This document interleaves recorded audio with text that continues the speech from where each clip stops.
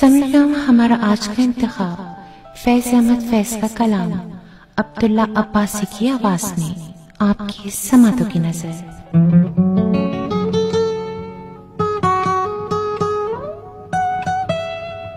सच है हम ही को आपके शिकवे बजा न थे, सच है हम ही को आपके शिकवे बजा न थे।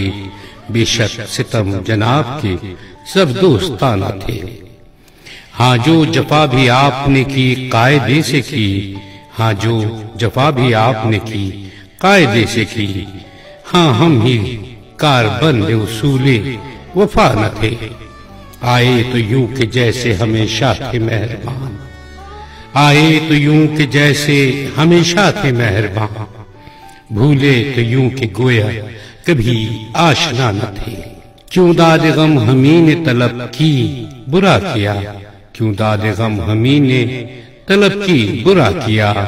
हमसे जहां में कष्ट-ए गम और क्या न थे।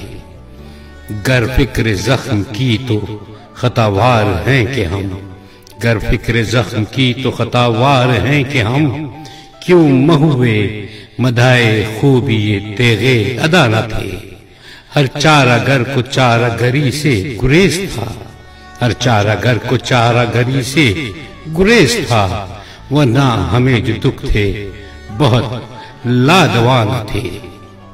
लब पर है तलखिए मए अय्याम वरना फैज, लब पर है तलखिए मए अय्याम वरना फैज।